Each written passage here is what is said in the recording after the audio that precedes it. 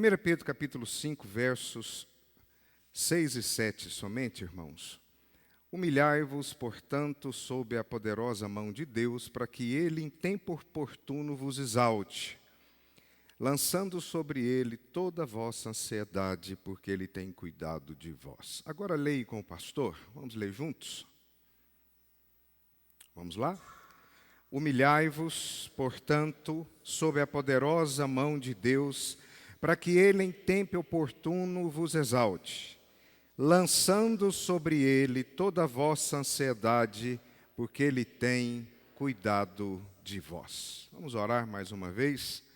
Amado Deus, fale conosco por meio da Tua palavra. Eu sou falível, pecador, mas a Sua palavra é santa, é poderosa, é espada de dois gumes. Que o Senhor nos alimente, nos ilumine, nos santifique por meio da Tua palavra, em Cristo Jesus. Nos ajude, Espírito Santo. Amém.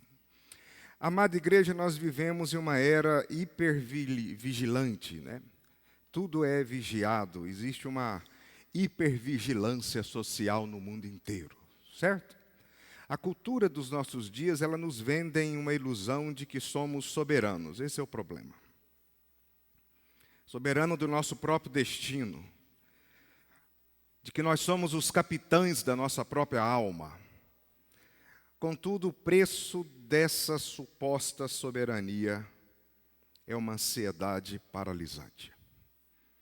Corremos como se o sustentáculo do universo dependesse dos nossos ombros. E toda ação leva a uma reação, e o efeito disso, segundo os entendidos aí, é um mundo paralisado pela ansiedade. E o que o apóstolo Pedro nos convida nessa noite é quebrar esse ciclo. Primeiro, de soberania humana, que ela não existe. É compreendermos que Deus é Senhor. E não se esqueça que ele escreve a uma igreja sob o fogo da perseguição imperial.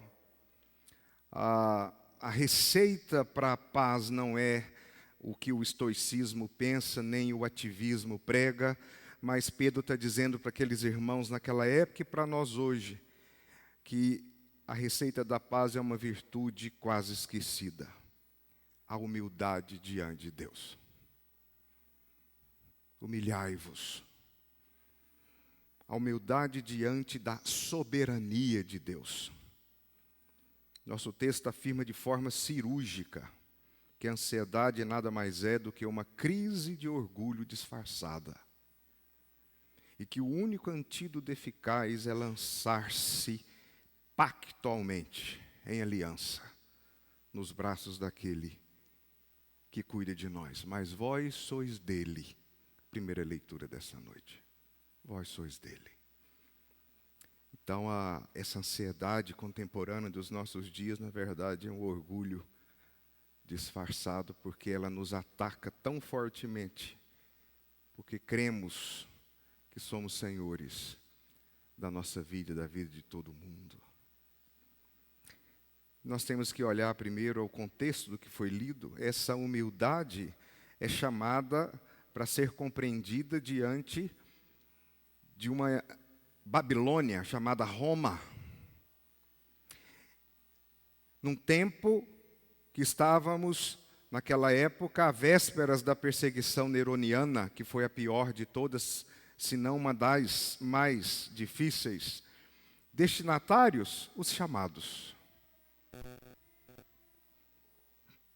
Os eleitos da dispersão, cristãos marginalizados, aqueles que não eram vistos como sabedoria do mundo, pelo contrário, vistos como traidores da pátria, por não se dobrarem e não aceitarem a relação que o Estado impunha sobre eles. Então o contexto é esse, irmãos. Ele chama essa humildade, ele chama esse povo que sofria diante dessas perspectivas não tão boas quanto ao futuro, para depositarem, para lançarem, para se dobrarem diante do Senhor.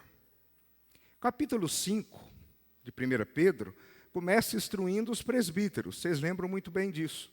Pastoreai o rebanho e assim por adiante. Logo em seguida, ele chama os presbíteros à mansidão.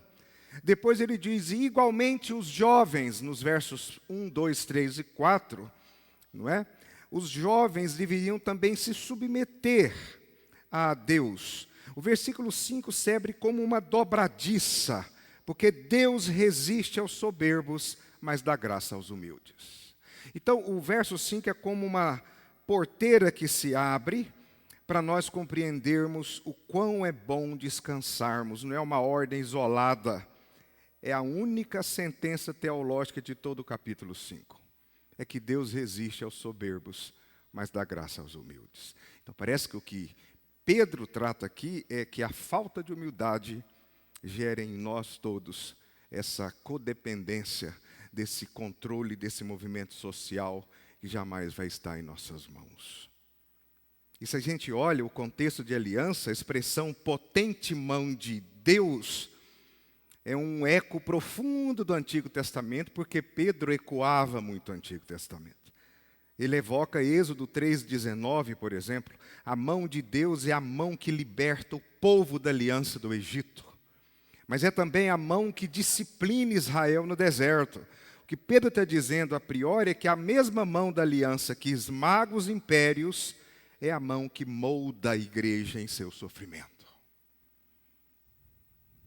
A partir disso, a primeira coisa que ele ensina é que a humildade é um mandamento imperativo. Humilhai-vos sob a potente mão de Deus. É essa a ideia da potência da mão de Deus que ele olha lá para o Êxodo, para o deserto e para a terra prometida que esse povo iria entrar. Nós.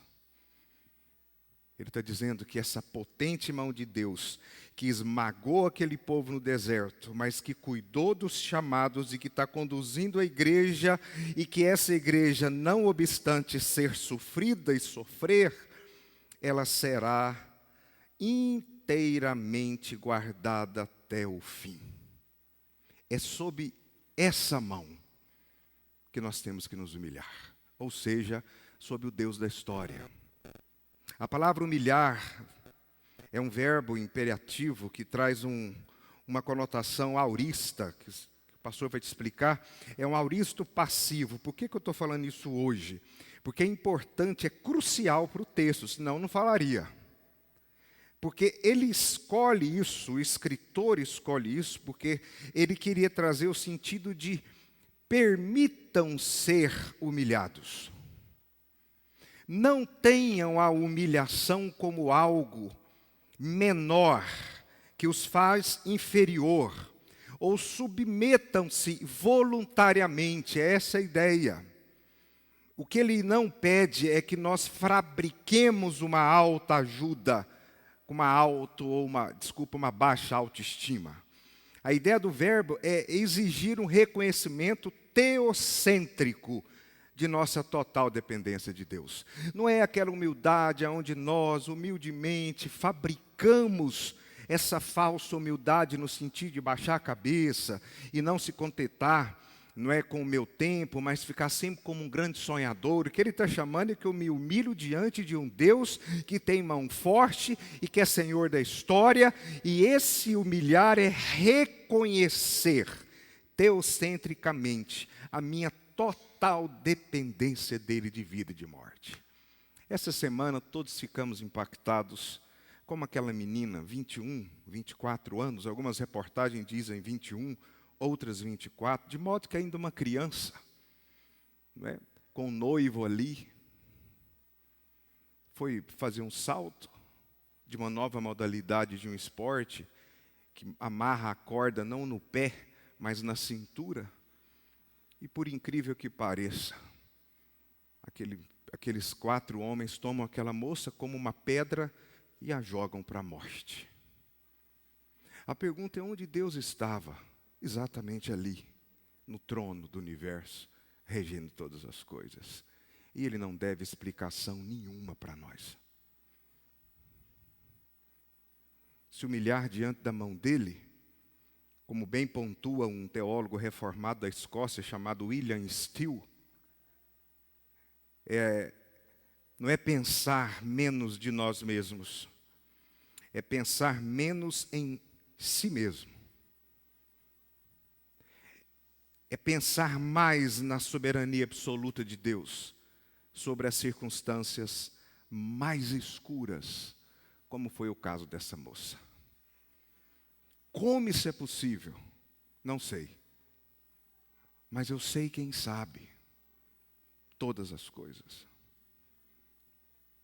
E eu me humilho sobre o seu governo, porque quem pode com o Senhor? A potente mão representa a providência de Deus controlando a história. Submeter-se a ela significa aceitar que até mesmo as aflições, ele fala para aquele povo, as provações foram filtradas pelo Deus do pacto, pelo Deus da aliança, do Pai. Tudo passa pelo filtro dele, pelo seu propósito absoluto. Rebelar-se contra essa providência através de murmuração, falsa humildade, que na verdade é orgulho e controle, é uma manifestação de pecado espiritual. E isso gera ansiedade, medos e todo tipo de patologias em nós. E lembre-se que a ansiedade é pecado. Tem um mandamento na Escritura: não andeis ansiosos de coisa alguma. Ponto. Imagina um bloco de mármore bruto, imagina aí. Um bloco de mármore bruto nas mãos de um mestre escultor como Michelangelo. Se o mármore tivesse voz, ele gritaria a cada golpe do cinzel. O cinzel dói, lasca, fere, mas o mármore que tenta resistir ao cinzel apenas se quebra e perde a sua utilidade. Humilhar-se sob a potente mão de Deus é um mármore que rende-se ao cinzelador divino, sabendo que cada golpe doloroso da providência não visa a destruição, mas a revelação da imagem de Cristo nesse mármore, que é o meu coração e o seu, duro como pedra. Isso é se humilhar diante dele. Em segundo lugar, ele fala que não só devemos nos humilhar sob a providência, no sentido teocêntrico de reconhecê-lo como Senhor absoluto, mas também há a promessa de um tempo da aliança. Se não, veja o verso 6, verso B, para que ele em tempo oportuno vos exalte. Humilhar-vos, pois, sob a poderosa mão desse Deus do pacto, para que esse Deus da aliança, em tempo oportuno, vos exalte. Ou seja, existe a promessa de um tempo da aliança. A exaltação não é uma conquista humana, é uma prerrogativa divina. A expressão em tempo oportuno significa revelar-se ao tempo determinado por Ele. O tempo escatológico e providencial. Agora, lembre-se que na perspectiva da teologia da aliança, do pacto que é a nossa, Deus cumpre seus decretos perfeitamente no kairos estabelecido por Ele, no seu tempo. É interessante lembrar que o tempo de Deus para salvar seu povo era um tempo oportuno. Quando a humilhação deles estivesse completa e o orgulho dos inimigos tivessem chegado ao topo, Deus então traria exaltação. Olha para o Êxodo. Esperar por esse tempo é o nosso dever e a nossa sabedoria. E isso pode curar a nossa ansiedade. Agora é um exercício diário. Humilhação e espera. Humilhai-vos e esperai.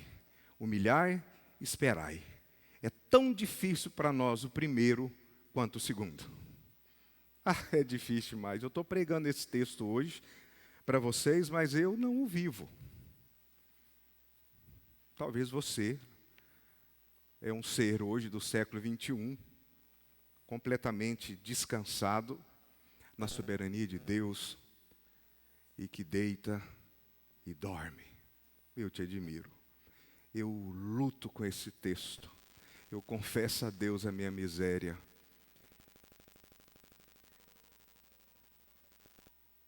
em conseguir desconstruir toda a ideia no meu coração e marmorado de que o sisal está nas mãos dele, não na minha. Quem é pai? Qual o coração do pai e da mãe que não bate forte ao olhar para o filho e começar a fazer algumas perguntas, principalmente a gente 50 a mais? Qual de nós, a esperar os resultados do check-up anual, o coração não dispara? Aí eu vou para o pó e falo para Deus, é porque eu ainda não morri, como eu deveria ter morrido. E ainda bem que Ele tem o sisal na mão. E aí, é justamente a sua mão que é necessária me trabalhar. Pense na história do José do Egito. Da cisterna à casa de Potifar, houve uma humilhação, um tempo de aliança e uma exaltação. Pense nele novamente, da prisão ao trono, outro tempo. Se José tentasse exaltar-se por forças próprias, teria falhado. Provavelmente sofreu muita ansiedade naquela prisão, naquela cisterna. Contudo, a mão de Deus, no tempo oportuno, o Deus do pacto, o exaltou, não para a glória humana, mas preservação do povo dele, o povo da aliança. O cativeiro tem data para terminar, porque Deus está no controle. Fausto me contava hoje, o presbítero Fausto, de que muito tempo depois Jeremias conta para o povo, porque Deus conta para ele, que o cativeiro demoraria 70 anos. Nem um dia mais, nem um dia menos. Aquele povo deveria se humilhar diante dessa soberania e fazer o quê? E esperar. Às vezes na sua vida, na minha, tem tempo e tempos que o que podemos fazer é nos humilhar, pôr o rosto no pó, falar, o Senhor é soberano, o que o Senhor quer com isso? Mas eis-me aqui, eu espero em Deus, mas está doendo, é o que a gente pode fazer. Pedro aponta para a inversão escatológica, né? Aqueles que sofrem humilhação temporária nesse século por causa de Cristo, já olhando escatologicamente, receberão a coroa da glória inacessível no dia da sua manifestação. Então, não só aqui, mas também lá. É uma igreja que marcha, que se humilha, que depende, mas que será exaltada. Está na Bíblia. E o terceiro, a transferência de carga. Então nós temos em primeiro lugar a ordem de nos humilhar diante dele, da mão do Deus da história. Depois nós temos que aprender a esperar esse tempo da aliança.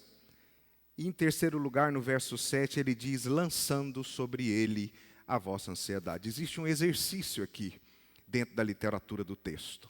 Vocês se humilhem, vocês esperem, e enquanto isso, vocês lançam. É um novo mandamento. Por isso que ele deixa aquele tempo do verbo aorista e usa aqui um particípio. O que modifica o verbo principal. O humilhai-vos agora passa a ser literalmente humilhai-vos lançando. Há uma junção literária. Humilhar sem lançar não é o cumprimento do texto. Lançar sem humilhar também não é. Por isso que ele une, então, o aorista ao particípio e vai dizer, humilhai-vos lançando, significando que é impossível ser humilde se você continuar rendendo a sua ansiedade, o seu coração ao seu próprio governo.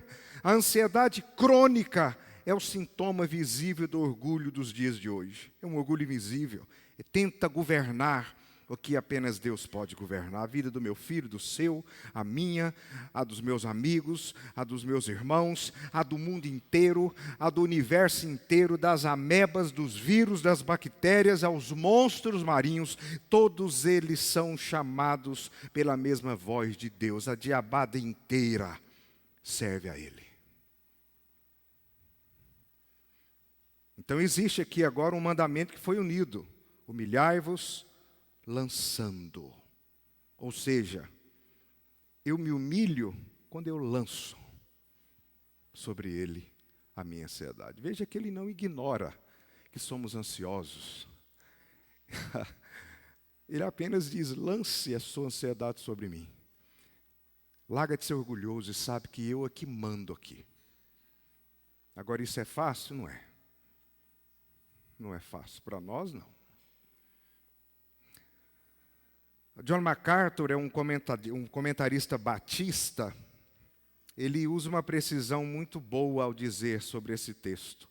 A ansiedade é uma afronta à soberania de Deus. Segundo, quando nos preocupamos, diz ele, estamos dizendo implicitamente que Deus não é poderoso o suficiente para cuidar disso. Terceiro, ele não é sábio o suficiente.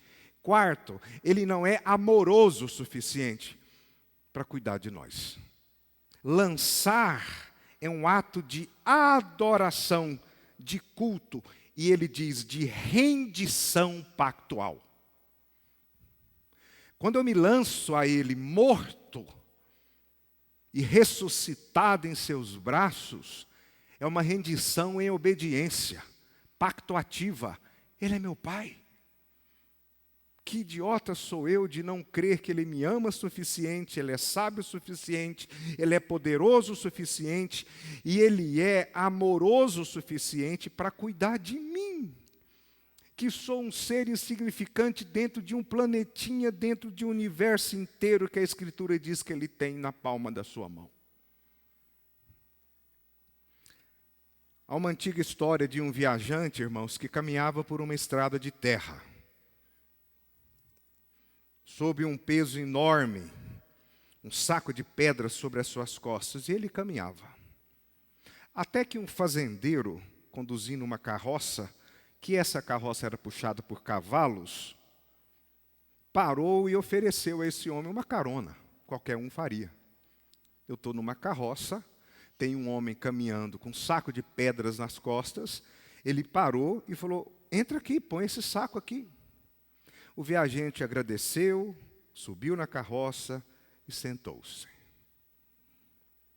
No entanto, o fazendeiro olhou para trás e percebeu que esse homem continuava com o saco amarrado em suas costas, dentro da carroça.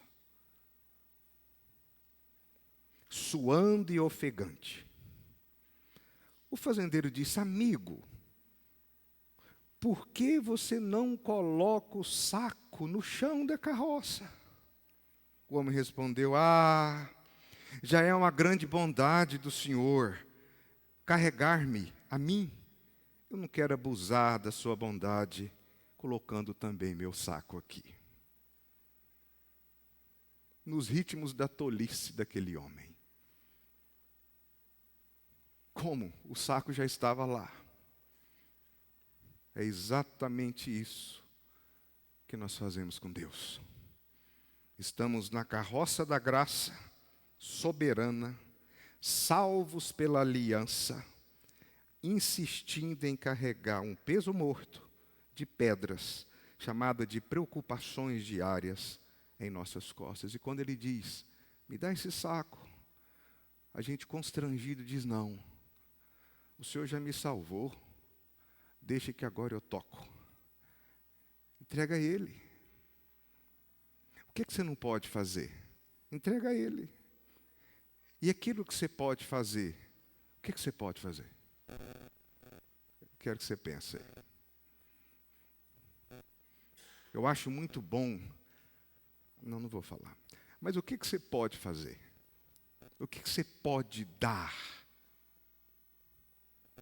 Eu posso levantar e trabalhar. Você levanta por quê? Lembra do salmista 4 e 5?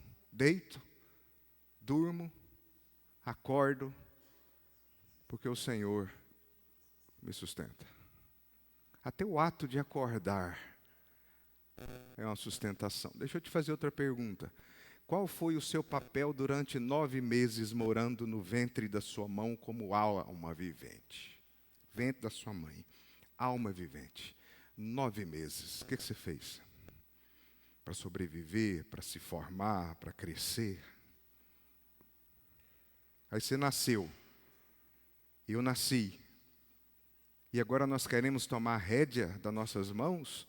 Pois bem, o salmista diz de que quando éramos feto, ele nos tecia no útero da nossa mãe, com o olhar soberano, não sabendo o que ia acontecer. Não acredito nisso. Não acredito em Deus que sabe. Tem irmãos meus que sim, eu não.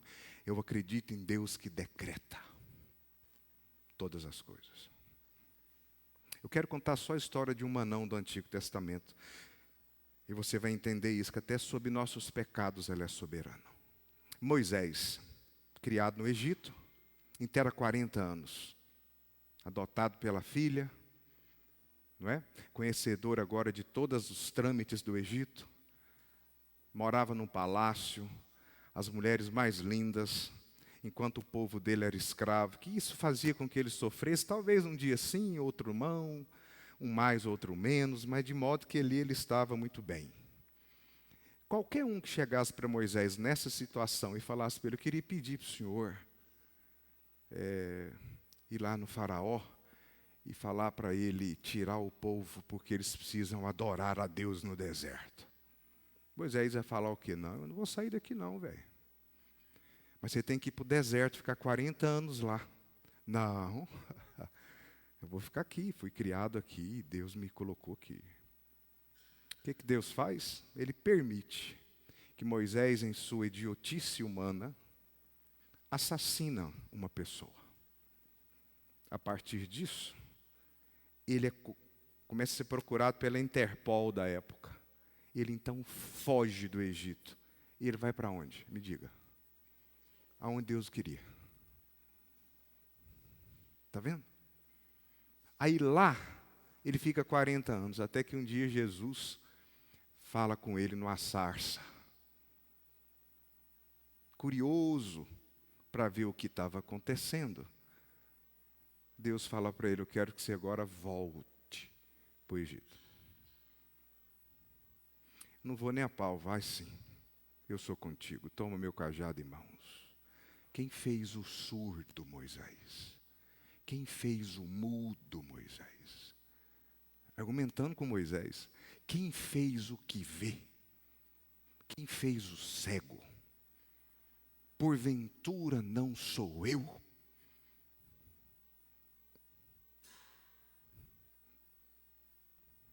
Moisés foi. 40 anos com aquele povo no deserto.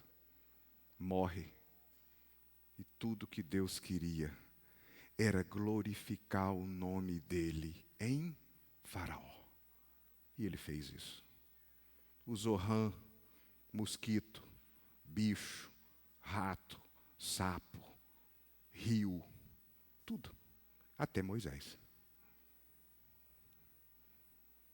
Faraó teve que ir embora, puxando a égua e dizer: não há outro Senhor. Ele matou todos os primogênitos do Egito. Você sabia? Não foi só gente.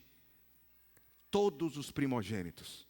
Cachorro, gato, minhoca, todos os mosquitos, tudo que nasceu como primogênito morreu. E o Egito se tornou podre. Esse é Deus. Que ninguém vê. Mas que o poder dele é um poder absoluto. Quantas vezes eu e você, em nosso pecado, lá, exatamente lá, Deus nos encontra.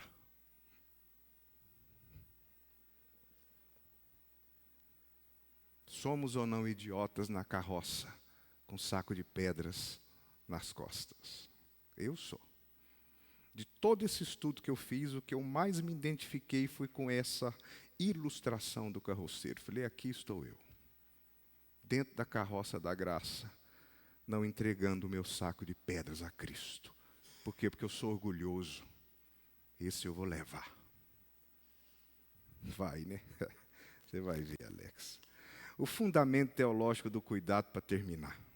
Verso 7, no final, ele diz: aqui reside a beleza toda do texto, né, à luz da aliança. Coloca aí, Zé.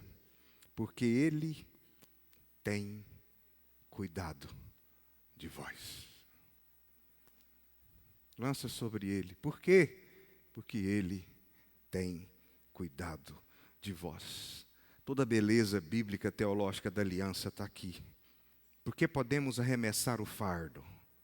Porque a natureza de Deus em relação aos seus eleitos é de paternidade cuidadosa. Se você olhar lá no Antigo Testamento, o Deus do pacto é aquele que vê a aflição do seu povo e desce para libertá-lo. Como eu disse, Êxodo 3:7.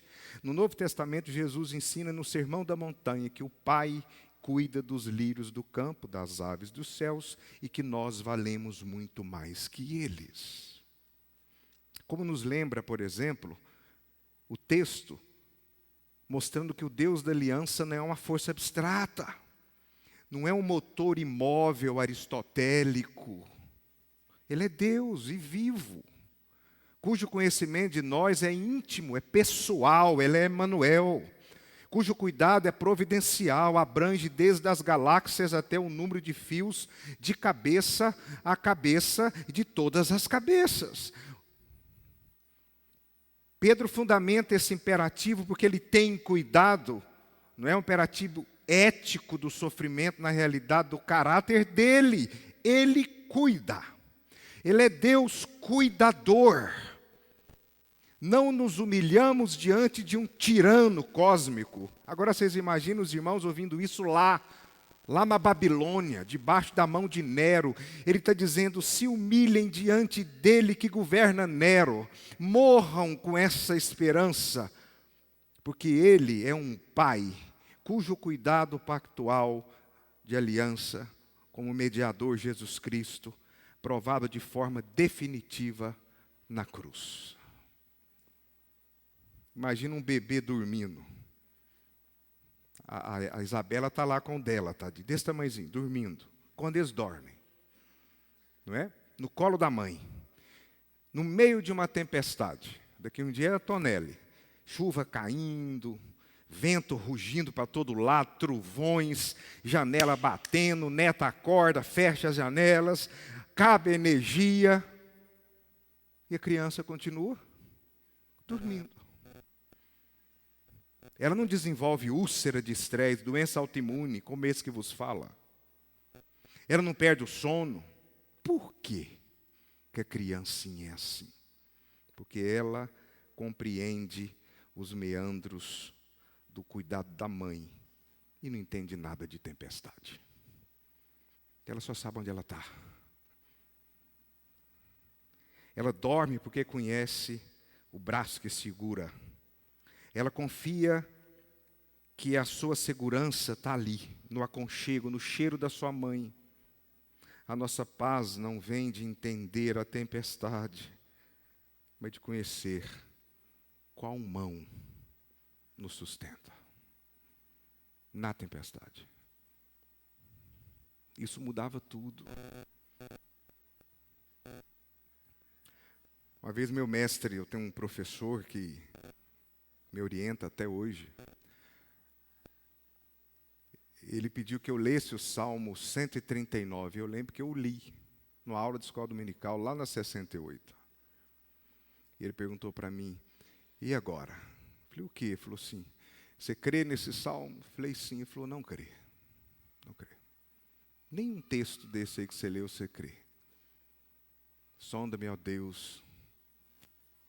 Conheces meu pensamento, minha palavra, meu agir, meu andar. Antes que a palavra me chegue à boca, tua conheces toda. Ó proteção dele, tu me cercas por trás, por diante, e sob mim põe a sua mão.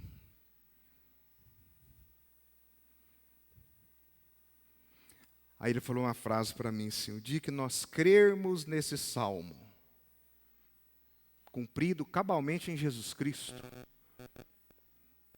a nossa vida muda, a nossa mente muda, a nossa perspectiva de existir muda, tudo muda. A igreja do Senhor, a mensagem de Pedro não é para a elite da época, não são para os sábios, por isso que eu li 1 Coríntios capítulo 1, na primeira leitura, não era para os gênios culturais da época, e nem para hoje, mas é para cada um de nós aqui nessa noite. É para você. É para mim. É de uma importância cortante esse texto, tanto para aqueles irmãos, quanto para nós. E nós falhamos quando tentamos gerenciar nossas vidas através do nosso controle. Eu queria deixar 3 aplicações para vocês. A primeira delas, identifique o seu orgulho. Faça isso essa semana. Identifique o seu orgulho oculto. Ele está aí. Acha ele. Isso o terapeuta não te ajuda não, é o Espírito Santo. Identifique ele. Quando a ansiedade bater a porta da sua alma essa semana, muda então o diagnóstico. Identifica o orgulho, muda o diagnóstico. Não diga apenas estou estressado. Pergunte a si mesmo, o que estou tentando controlar que pertence estritamente ao Senhor? Faz essa pergunta. Eu vou fazer isso. Esse exercício eu vou começar a fazer. Quando começar a ter crise, igual a Adri, essa semana confessou para mim que às vezes ela fica à noite pensando na morte de pessoas. Aí o ex-superior falou assim, mas eu sei que eu não tenho controle sobre isso. É essa pergunta, o que eu estou tentando controlar que pertence estritamente a Deus? Detectado isso, solta o saco na carroça. Você pode fazer o quê?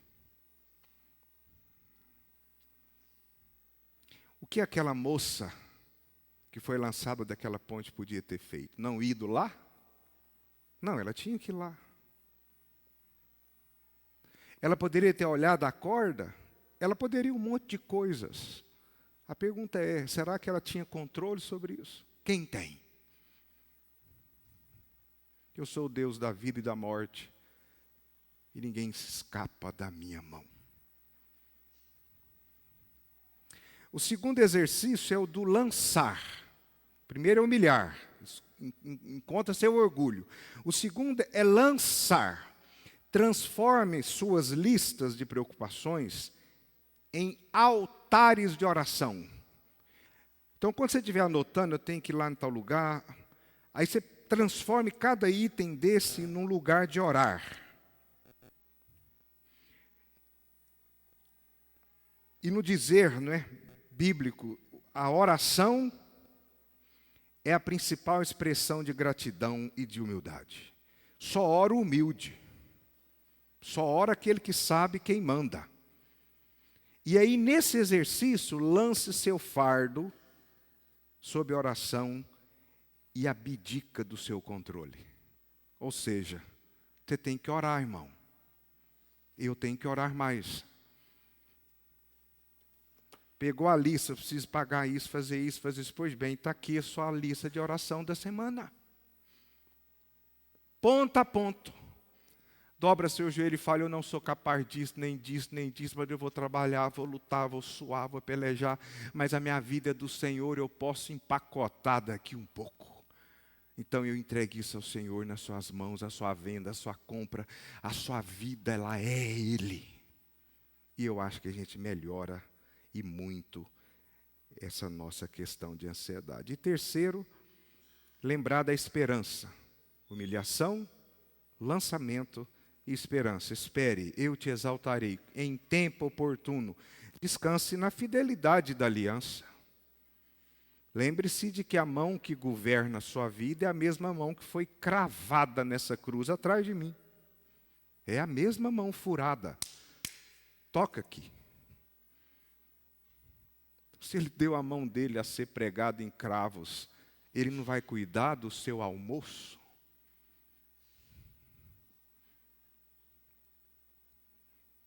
Se ele deu o seu próprio filho para garantir uma aliança eterna, como ceiamos, esse é o cálice da eterna aliança, como não cuidará das suas necessidades temporais e da sua morte e da minha morte? Que o Senhor nos conceda graça, irmãos, a graça da verdadeira humildade. Essa é difícil, mas é possível. Jesus viveu isso e nós podemos viver com Ele. Para descarregados de nós mesmos, caminhar na maravilha de ser livre. A liberdade dos filhos de Deus. Ele tem cuidado de nós. Tem 2000 anos que esse texto foi escrito. E assim será até o fim. Vamos orar.